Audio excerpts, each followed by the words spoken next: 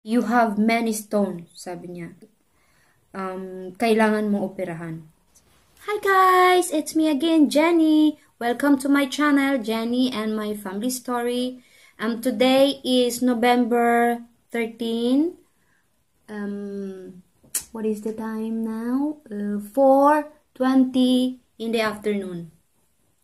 Guys, I'm going to talk about my real experience about health matters. As you've seen in my title, Symptoms of Gallbladder Surgery to Recovery. Yes, guys. Last 2 years, I was diagnosed gallbladder stone. Nagkasakit ako. At yes, guys, wala na akong gallbladder. I was operated 2 years ago, November 8. I was remember if I correct, November 8. I remember that was election in America. Yes.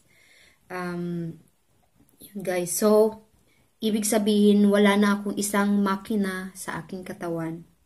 Pero it's okay, guys. I'm still kicking. I'm still feel good. Pero marami na lang marami mga does and don't. Kaya, guys.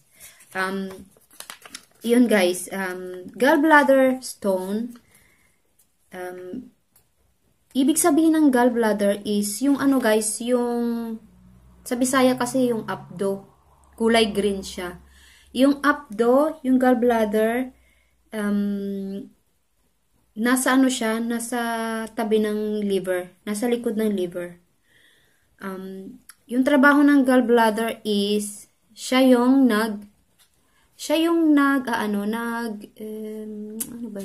nagtutunaw ng pagkain natin. Tapos pinoproduce niya doon sa sa intestine. Tapos, yun yung ating, bowel. Yun. Yun nga, naoperahan nga ako, last 2 years ago. At, hindi siya madali. Pero anyway, I survived. Ipapakita ko sa inyo, guys, kung anong itsura ng gallbladder, kung saan siya nakatago. Makikita nyo yan dito kung saan ko mailagay. At yun,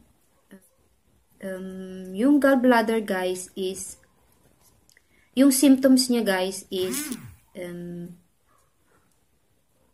para sa akin, based on my experience, guys, wala akong masyadong symptoms. May na-feel lang ako na masakit dito sa left abdominal ko. Doon nag-start, nagpa-ultrasound ako. Doon nga, nakita ng doktor na may may gallbladder stone nga ako. Pero sabi nila, dito kasi sa Poland, parang normal na lang sa kanila na yung sakit na yan. Halos ilang tao dito na alam ko na wala ng gallbladder, kinuha. Kasi nga may nagka-gallstone din sila. So, inatake ako 1 time lang. First time attack, pinakamalakas na atake. Parang iniisip ko parang mamamatay na ako. Dinala ko ng hubby ko sa sa hospital. 12 midnight inatake ako. Yung atake, guys, is yung sakit is dito. Dito sa gitna yung sakit. Pero in the real place inside, yung sakit is doon sa loob. Doon sa ilalim ng liver. Kasi dito kasi yung dito kasi yung gallbladder eh. Pero ang sakit niya dito, mapi-feel mo dito. Tapos mapi-feel mo sa likod. Sa likod, pataas, dito sa leeg. From also in front from here papunta sa heart, guys. Tapos nahihirapan akong huminga.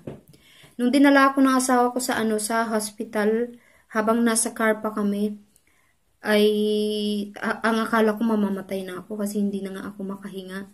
Sabi ko sa asawa ko, I cannot breathe anymore, I cannot breathe. And yung asawa ko naman, nakikita ko na na parang mangiyak-ngiyak siya, sabi niya, pinapalakas niya yung loob ko. You can just hold it. We will be arrived soon, sabi ng asawa ko. Yung nga, dumating kami doon sa hospital. I don't remember if I got dextrose or wala yata. Basta nakahiga ako. Tapos in-ultrasound ako ulit. Yung nag-ultrasound sa akin na doktor, napamura siya. Napamura siya sa in Polish word. Tapos nagtanong siya, how do you get those stone in your gallbladder? Sabi niya, kasi ang alam daw niya, yung mga Asian people, Asian daw, food is healthy. How do I get that stone? Pati ako din, nagtataka ako. Kasi sabi ko sa sarili ko, healthy naman yung mga kinakain ko. Bakit ako... hindi naman talaga, hindi ko masasabi na healthy yung kinakain ko. Basta, kasi doon sa Pilipinas, hindi naman ako masyadong kumakain ng mga karne. Kasi nasa kami, nasa dagat kasi kami. Yung kinakain namin is yung mga isda, ganyan. Dito lang ako sa Poland, yung parang kadalasan karne yung kinakain, ganun. Kaya yun, kaya nun, ang sabi ng doktor, kailangan kong operahan. So, parang hindi ko matanggap, guys, na may sakit ako, na may sakit ako ng ganito, na kukunin yung gallbladder ko, na mawawalan ako ng isang makina sa sa loob, ganyan. Pero sinabi naman ng asawa ko, don't worry kasi maraming tao dito na wala ng gallbladder din. Isa rin nga yung mother-in-law ko kasi gallbladder stone din siya. So, yun, naghintay kami ng 4 months sa aking sa appointment ko for operation. Yung ginamit na pag-operate sa akin, guys, may ako dito, may kodigo ako dito kasi ang hirap niyang i-pronounce, guys. Ang hirap niyang basahin. Ito yung method ng mga doktor na ginamit sa akin. Ito yung laparoscopic cholecystectomy. Yan, guys. Ko sa dito sa kung saan man diyan makikita nyo ang words. Yun, guys, may tatlo akong butas, maliit na butas, guys. Di ko na lang papakita ko na lang kung saan yun banda. Yung butas ko, guys, is dito siya, tsaka dito sa gilid, at tsaka dito sa navel natin, dito sa ating pusod. Tatlo, maliliit. Kasi yung laparoscopic, guy, is parang tatlong aluminum, hindi, silver, para siyang parang, tapos yung isa is, ang pagkaalam ko, yung isa ay may camera. Alaman na may gallbladder stone ako, nag-search ako kung ano ba yung laparoscopic, paano ba nila ooperahan, paano ba nila kukunin yung gallbladder. Nag-last lang yung aking operation, guys, 1 hour yata, madali lang siya. Paggising ko is nasa ward na ako. Yun nga, may mga host na ako, tapos may may catheter ako kasi nga hindi ako pwedeng tumayo. So, ang pag-ihi ko through catheter lang. So, parang nagstay ako sa guys, sa hospital ng 3 days. Kasi dito kasi, guys, yung pag-opera nila hanggang 3 days lang sa sa hospital.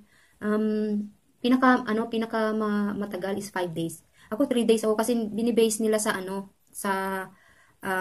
how I look like after operation.